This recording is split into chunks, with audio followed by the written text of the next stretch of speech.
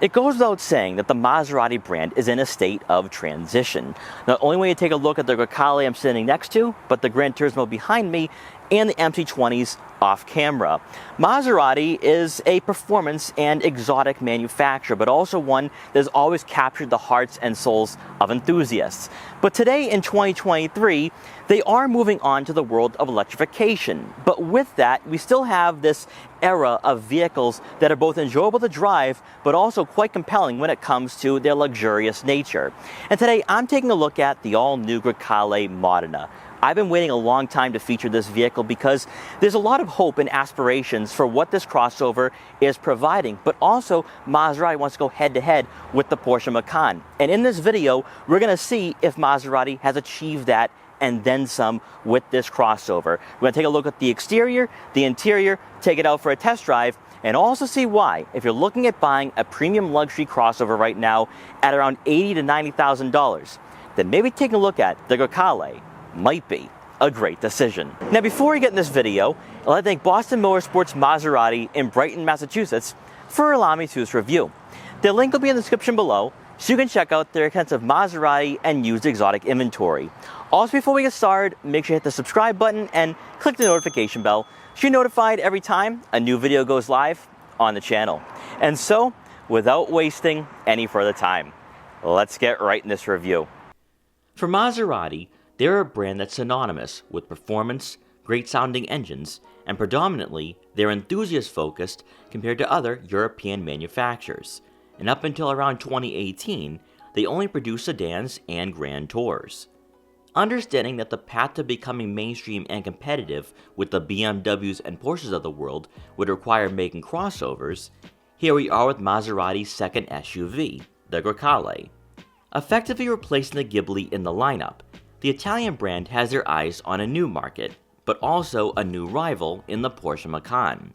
And while Maserati attempts to double down on their identity and DNA, the decision to step away from the mid-size sedan segment could fundamentally change the direction of where this company goes in the future. Starting off with pricing, the model we have today is the Modena, coming in at right around $77,000. And serves as the mid-tier trim between the GT and Trofeo. While some will be quick to point out the price gap between the Grecale and the BMW X3 or Audi Q5, keep in mind that Maserati's sole inspiration and competitor is the Macan, which has a similar price tag. Despite Maserati flirting with going mainstream, they're still a premium luxury brand at the end of the day, and with that, you'll be met with impeccable performance right out of the gate. Unlike its larger sibling, the Levante, the Grecale is underpinned by the same platform as the Stelvio, sharing similar dimensions and being somewhat compact in size, much like the Jaguar F-Pace or Land Rover Discovery. However, it is 4 inches longer than the Porsche Macan. Surprisingly, the Grecale has a ground clearance of 8 inches, offering a sense of utility rather than being solely designed for track or backroad use. One of Maserati's strong suits is their ability to design compelling and legendary vehicles, to a point where their lineup is an expression of art, which is no longer common in the automotive world, with manufacturers primarily focused on mass consumption. Taking aesthetic cues from the Gran Turismo and MC20, the Grecale helps usher in a new generation of cars, and even better, it's not simply just a scaled-down Levante. Car-like in appearance, this crossover is essentially a lifted Grand Tour, as the extended hood, full paint finish, contrasting gloss black accents, and prominent front grille come together to create a sophisticated premium luxury offering in a competitive segment. Capping off the front fascia are full LED headlights that are molded into the body lines, giving the Grecale this perception of constantly being in motion, even when stationary. Moving over to the side profile, our Grecale is sitting on 20-inch alloy wheels, with this model equipped with gloss red painted brake calipers. Obviously, with Maserati being performance-focused, the suspension is dialed in for aggressive driving, although the available adaptive suspension does provide cushioning as you go over the bumps and imperfections in the road. And while the larger tires could be associated with more road noise, interior insulation is on par with competitors. You'll have power folding side mirrors with turn signal indicators, to go along with blind spot detection for added safety. Then as we make our way around to the final third of the Grecale, the signature trident logo placed on the C-pillar is a classy touch to a vehicle that has quite the clean and upscale road presence.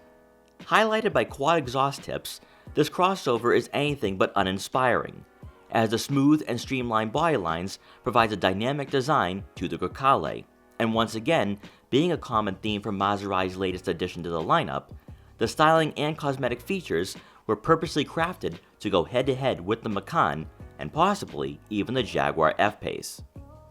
Under the hood, the Grecale is powered by a 2-liter turbocharged 4-cylinder engine, which for the Modena produces 325 horsepower and 332 pound-feet of torque, and is paired with an 8-speed automatic transmission.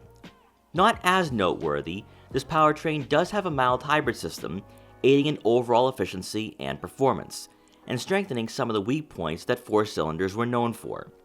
While luxurious in nature to appeal to consumers in the high-end market, the Grecale displays fun driving characteristics you expect from a Maserati, and due to its size, the nimbleness and agility of this vehicle should compare quite well to rivals you may be cross-shopping. Across the 3 different trim levels, all-wheel drive does come standard, providing year-round versatility, and for fuel economy, you're looking at right around 22 miles per gallon in the city, and 29 miles per gallon on the highway. As we step inside, the Grecale, much like the Gran Turismo and MC20, has a driving environment that far exceeds the interiors we have seen from Maserati even 5 years ago, as expectations, demands, and the luxury market in general has a much higher bar that needs to be met, especially now that technology is what drives this segment, more so than the actual comfort you'll be experiencing on a daily basis. However, the power-adjustable, heated and ventilated sports seats that are finished in leather upholstery fits the persona of the Grecale, as the firm bolstering and support will complement this crossover's playful on-road demeanor.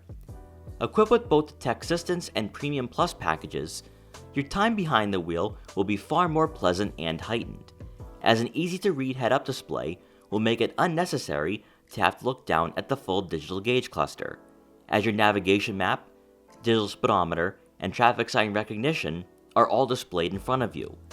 But if you have to look down at the screens, the customizable instrument cluster will certainly draw your attention, as Maserati has now embraced a modern and futuristic layout. By using the buttons mounted on your heated leather-wrapped steering wheel, you can set up the screen to your liking, and unlike in the past, there's no longer a discrepancy between what you see in German rivals and Maserati products. Also found on the steering wheel is both the start-stop button and the drive mode selector, placing everything within arm's reach of the driver. Then taking a glance over to the infotainment system, you're going to notice 2 screens, with the top being the primary head unit, which if you spend time inside new Stellantis products, you should get acclimated with the user interface rather quickly. However, it's the second screen that we want to delve into, as it's home to the climate control settings, front and rear defrosters, heated and ventilated front seats, and heated steering wheel. But also at the bottom, you'll find the auto start-stop, hill descent control, and traction control. With Maserati removing physical buttons from the dashboard, you're also probably wondering how you turn on the headlights, how to access the memory driver's seat, or even customize the digital clock, which can also display the G-force meter. And all of that can be found on the left side of the screen.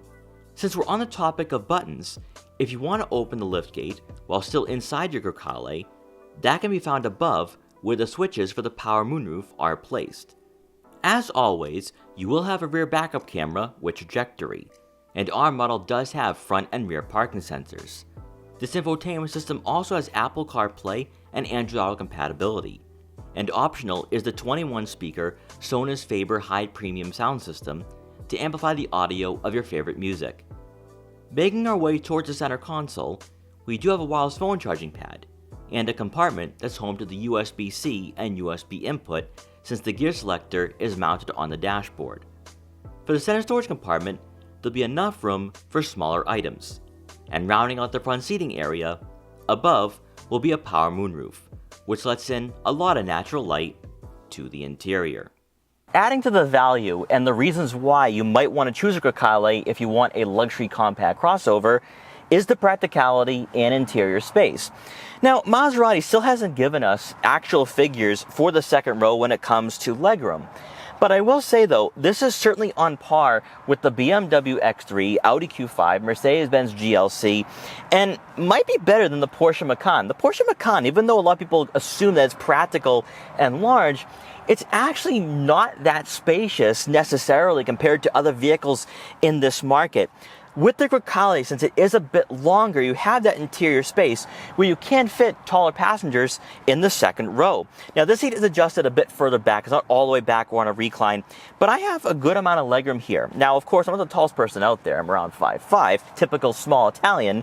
But if you are a small Italian like me, you're going to be pretty comfortable. Also, when it comes to headroom, you do have plenty of it. There's a nice high roof line, so I don't think taller passengers will be hitting their head on the headliner. Also, these seats do sit a bit lower to the ground to maximize that headroom, and really I think you're going to find yourself very comfortable in this vehicle, especially with the bolstering of these seats, but also just the upholstery as well. Feels really nice and premium. Then moving on to the center seat, you are going to have some great placements for your feet, but the center hump is pretty aggressive, which will take away from legroom and possibly shoulder room as well, although the width of this crossover does make it possible where you could squeeze in that third person. So if you are going on a shorter drive, maybe you want to showcase this vehicle to a couple of friends, I think everyone should be feeling pretty comfortable without being claustrophobic back here. Then on the driver's side, the seat is adjusted to someone of my height, and I have plenty of legroom here where I can just sit back, relax, and enjoy the driving experience. Also, of course, because of the interior space and that higher roof line, it's a nice cabin to be in. And really, if you are a passenger on that longer drive, it is going to be a very serene experience for you. Also back here, you do have two rear air vents to go along with climate control, heated outboard seats, a USB-C and USB input.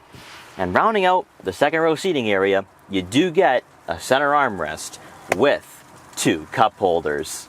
Now coming around to the back, you are going to receive a power liftgate. And inside, behind the second row seats, you're looking at right on 20 cubic feet of room, which would outclass the Porsche Macan. Now for the Grecale, that's really all it needs to do. It needs to be more spacious than the Macan, has to be more practical than the Macan, and that's what Maserati achieved with this vehicle. Now it would be on par with other smaller vehicles in this segment, such as the Jaguar F-Pace, but also you could throw in the Mercedes-Benz GLC if you really wanted to. Now, I have all the accessories back here for the Grecale, and I was still able to fit all my camera gear, no problem. So I have 2 bags of camera gear, a gimbal box, and a tripod, and still had more room to go grocery shopping afterwards. So if you are using this vehicle as a daily driver, or if you are going on a road trip with the family, I think you could easily fit 5-6 bags of luggage back here. Then a minor feature I really like is the quick release tabs where you can just quickly fold the second row of seats without having to manually lower them. And with those second row seats folded, you are going to have a similar amount of space to the Porsche Macan. So if you are looking for an alternative to Porsche, that's where the Grecale, I think, is going to be a great option. But also, within this particular price bracket and what Maserati is offering, this is really your only alternative to that Porsche Macan. And then another feature that I really like is the rear cargo cover, which will keep all your valuable items out of sight. So if you are like me and you have camera gear or anything else of value, you can leave them all back here and have that peace of mind knowing that nobody will be able to peek in and steal what you have. Then once you're done, just press the button and the liftgate will close automatically. Believe me when I tell you that I've been waiting well over a year for this day to feature the Maserati Grecale on the channel. I have a number of questions surrounding this vehicle, how it's placed in the market, does it compare to a Porsche Macan, is this better than the German competitors in this market, but also more importantly, the Maserati Grecale is a vehicle that is kind of at the inflection point of where Maserati is going. Yes, they're going in the electrification direction, but when you look at the MC20, the new Gran Turismo, this Grecale, we're now getting a vehicle that feels the part, that feels upscale, feels exclusive, and this is really moving away from where we were with the Ghibli, the Quattroporte, and I think even the Levante as well. This is a completely different experience, but let's take it out on the road and see what this vehicle has to offer.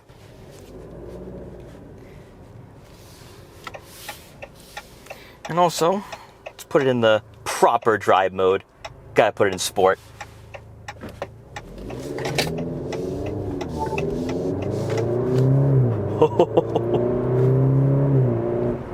It has a nice kick off the line. Very powerful. Love the sound of this Turbo 4. It is paired with a mild hybrid system. And my biggest question was, is the Grecale just a Maserati version of an Alfa Romeo Stelvio? And no one has really answered that question, because it is built on the same platform, similar dimensions. But does the Grecale give you a driving experience worth the price? And is it different than the Stelvio? And when you do get behind the wheel for the first time, as I am today, you certainly feel the difference in terms of quality and even refinement compared to the Stelvio. And I'm a huge fan of the Stelvio from the standpoint that it gives you an engaging driving experience for its price point, and also compared to other four-cylinder powered luxury crossovers. But with the Grecale, I feel like that Maserati is finally focusing on their strengths, rather than trying to be BMW, Audi, Mercedes-Benz. They're trying to be like Porsche. You can see that with the design. When I saw this vehicle about a year ago, I was thoroughly impressed with the interior layout and the technology, because my first thought was, wow, they took a lot of inspiration from the Germans. But from a technological aspect, this is better than what we see from the BMW X3, and it is on par with the Audi Q5. Now, of course, those are vehicles that are significantly below the price tag of the Grecale, but if we're just going to base luxury on technology, Maserati has nailed it out of the park. But from a performance perspective, with this Turbo 4, it has a nice kick to it. It feels very playful, but also the steering is nice as well. I love the way the dashboard is designed around you. I also love the fact that it has Italian art to it. The way the Italians style vehicles with the exterior and the interior, it's an art form. But then the Germans and the British are more sensible when it comes to their interiors and even their designs. They're not as verbose or really out there, where the Italians can take those risks. And that's exactly what they did with the Grecale. The Grecale has such a nice style to it, where it does look like the Gran Turismo, like the MC20, and it's not necessarily a bad thing at all. Also, I think, and as somebody who has loved Maserati and has wanted to see them really succeed in the United States, had Maserati gone from the Gran Turismo and Quattroporte that were powered by Ferrari Drive V8s to this Grecale, the MC20, and the new Gran Turismo, we probably wouldn't have had that awkward 10-year period where Maserati was kind of taking parts from Chrysler. This has such a unique feel, and the way the interior is just designed, this is just such a special place to be. It does feel on par with that Porsche Macan. But let's get into the driving experience. That's what we're here to test out, because for Maserati, it's all about the performance. And I think that some people are going to want to go with the Trofeo. I wouldn't blame them at all at around $120,000. I actually think it would be a compelling choice. But let's see what this Turbo 4 can do. Now, of course, when you are spending around $80,000, $90,000, a lot of the competitors are moving up to V6s, inline sixes. And while a lot of people are going to say that the Grecale is way more expensive than a BMW X3, when we feature an X3, we never talk about the Porsche Macan. And why is that? The Porsche Macan is a premium luxury brand, whereas the BMW X3 is mainstream. I think with the Grecale, we have to compare the performance to the Macan, but also the Jaguar F-Pace as well.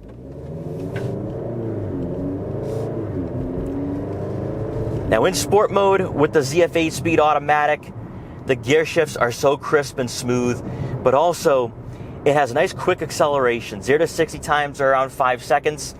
And that's not too bad for a vehicle that I think Maserati is designing to be also luxurious as well. That this isn't a track monster. This isn't an X3M competitor. This is probably more of an X3 M40i competitor. And this does the job quite well. Now let's see what the handling is like. Nice weighted steering. I will say though that you do feel some of the body roll. I think with the higher ground clearance, that definitely plays a role. But I'll tell you, it entices you to get in trouble. The sound of the Turbo 4, the quick accelerations, the aluminum paddle shifters, it all just comes together to make this a really fun crossover. And the question that I had asked at the beginning of this review, was the Grecale, or is the Grecale, a significant upgrade over the Ghibli? And without question it is, not only when it comes to just the interior refinement and quality, but also that performance as well. It's easier to sell a crossover at around $80,000 compared to a sedan that's kind of a mid-size, the same size as the 5 Series, at the same price point, especially with the Germans dominating the luxury sedan segment. When it comes to crossovers, though, you're now tapping into a completely different consumer demographic. You're getting people that wouldn't buy a sedan that now feel that with a crossover they're getting a better value, and they're also getting a better vehicle at the end of the day. There's no one behind me, so pop it into manual mode.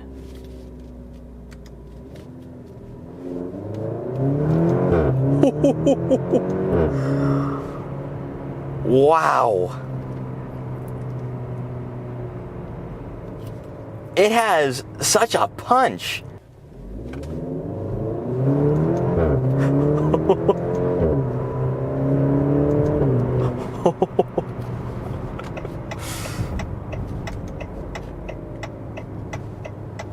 The performance is incredible. You get such a kick, and when you do manually shift, you get such a nice crackle of the exhaust. It has that nice snort to it that a lot of 4-cylinders just don't offer. And if there's one brand that's going to give you a nice sounding 4-cylinder, it would be Maserati. And that is actually the most important aspect about this vehicle, because that actually is a point of criticism for Maserati right now. By dropping the V8, by going with the 6-cylinder, a lot of people are kind of hurt by that. And I think, you know, the fact that Maserati wants to go in the electric direction is something that I think a lot of enthusiasts will have to get used to. But as a daily driver, as a crossover that you're going to be commuting to work, maybe dropping the kids off at school, or going on a longer road trip, this is such a fun vehicle. Now, I know a lot of people will say, well, what about the Porsche Macan, especially when it comes to pricing? But remember, the Porsche Macan also comes at a premium. So keep all of that in mind. You're still spending around $70,000 to $80,000 for a model that you actually want to buy and drive, because I don't necessarily know if you want to purchase a Macan T. That, I think, is something you will have to consider. But with the Grecale, I think the Modena is definitely a great mid-tier trim, but also for a 4-cylinder and for a crossover, I'm not necessarily begging for a larger powertrain. And I think if you are, you might want to go with the Levante.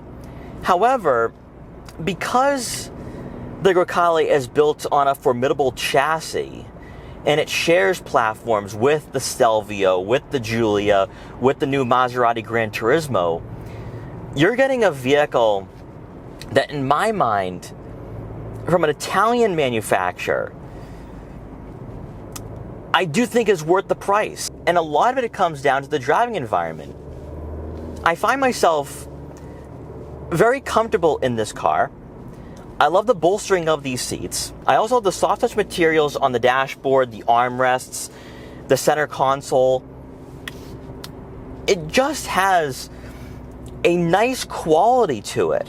And Maserati doubled down on what makes Italians so unique, that they didn't just give you a vehicle that it has the Maserati badge. You have a vehicle that has Italian flair, Italian style, Italian design, and that's where Italians are at their best. But also, with this new era and generation of Maseratis, Alfa Romeos, and other Stellantis products, the technology is there as well. The technology is on par with German and European competitors. And you wouldn't have said that 5-10 years ago. What it really boils down to, though, is after the awkward 10 years of the Ghibli, of the Quattroporte, even the Levante, and for buyers who have been on the fence, people who want to purchase a Maserati, people who have wanted to go in the Italian direction, something that isn't seen in other driveways in their neighborhood, is Maserati a worthy competitor? Is it a worthy choice? And with the Grecale, I think absolutely. I think Maserati has finally hit it out of the park with this vehicle, but they've also given you a crossover that is very compelling and interesting. It's intriguing. It's really a crossover that if I was to cross-shop it with a BMW X3 M40i, Audi SQ5, Mercedes-Benz GLC 43, it's a tough choice. It's a tough choice. It really is. You know, yeah, you are spending maybe $15,000 to $20,000 over what you're seeing from an SQ5 or BMW X3 M40i. But I don't know. When it just comes to the style, when it comes to the performance, when it comes to the technology and the design, and even this engine, it's difficult. Like Maserati's just trying to draw me in here, and I just don't know. I mean, I think the fact that you don't see a lot of these on the roadways is really what makes it an interesting choice just from that standpoint alone. But what I also like, though, is the fact that Maserati listened. They listened to their customers. They listened to the criticisms. That this is more like a German crossover than it is Italian. And it really just boils down to the way they designed this and engineered it, where it does feel, to a certain degree, like a Macan. And I think that was their sole inspiration. And by doing so, they have created a vehicle that you can't help but enjoy to its fullest. So to sum up the test drive portion of this review, the word to describe it is wow. Just wow. So to wrap up my time with the Maserati Grecale, was this everything it was supposed to be and everything I was anticipating? I'd say so, but then some. The Grecale has been designed to go head-to-head with the Macan, and I think they've achieved that. I actually think they've achieved that, and that is a huge feat for a brand like Maserati with them being so niche. But as I talked about during the test drive, had Maserati gone from that Gran Turismo and Quattroporte way back in the late 2000s to the Grecale, their transition to where they are today would have been far more smoother, but also I think they would have generated a lot more interest in the brand, and they'd be about 10 years ahead of where they are right now. They learned from Porsche, but they learned from the Germans on how to craft an interior that you want to sit in, that you actually want to be a part of this experience. And on top of that, they gave this vehicle a great turbocharged 4-cylinder engine with a 0 to 60 time of around 5 seconds with the Modena. While this market is overly saturated, it's up to the Italians to make it interesting and unique. And with the Grecale, they've definitely done that. The question is, though, when it comes to pricing, are you willing to go with the Maserati Grecale over a Porsche, over a BMW or Audi? I think from the driving experience, from the interior layout, from what you get here, the fact that Maserati learned from their mistakes in the past, you're getting a vehicle that's quite the sleeper, but also a very compelling choice that I think is certainly worth the price, especially if you aren't going to go all out with the options. If you get a Grecale that's well equipped for the Modena, I think you're going to be very happy. But also, if you're somebody who wants a bit more performance, definitely check out the Trofeo.